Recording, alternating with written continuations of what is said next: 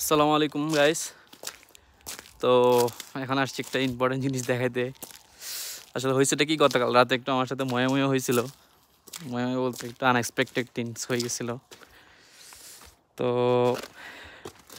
এটার আগে ডিসক্রিপশন দিই, মানে এই যে বরফের দিনগুলোতে না, বরফের রাতে এখানে রাস্তার মধ্যে আপনাদেরকে দেখাই, এই রাস্তার মধ্যে এই যে বরফ জমে, তো সব বরফ তোরা ক্লিন করে, কিন্তু কিছু এই যে রাস্তার মাঝখানে যে বরফগুলো আছে, যেগুলোকে ব্ল্যাক আইস বলা হয় আর কি, এগুলো শক্ত হয়ে অনেক স্লিপি হয়ে যায়। তা আমার বাইকের আসলে সামনে টায়ারটা তো তাই যাওয়াই, তো ভালোতে হয়েছে কি, তো ব্ল্যাক আইসে আমরা আস্তে আস্তে আসতেছিলাম রাতে, তখন অন্ধকার পুরা।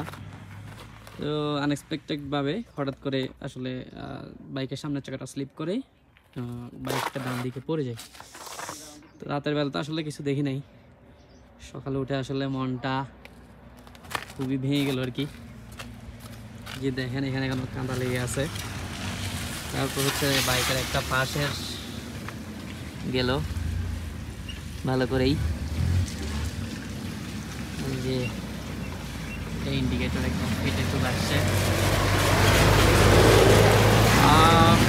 অন্য কোনো কিছু হয় নাই। আমার যদি ব্যথা হয় এই যে পায়ের মধ্যে কাঁদা, এটুকুই পড়ছিল, আর কোথাও কিছু পড়ে নাই। আর হচ্ছে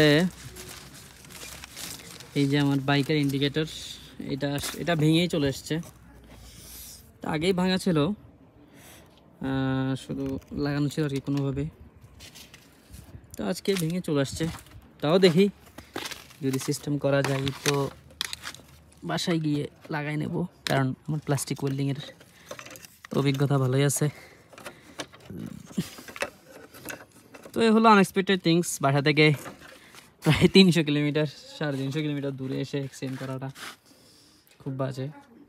আসলে আমাদের তেমন একটা কিছু হয় নাই, আমার পিছনে যে পিলিয়ন ছিল তারও কিছু হয় না, সে আসলে আমার গায়ের উপরই পড়লো, ওই কারণে তো সে কোনো ব্যথা পায় নাই।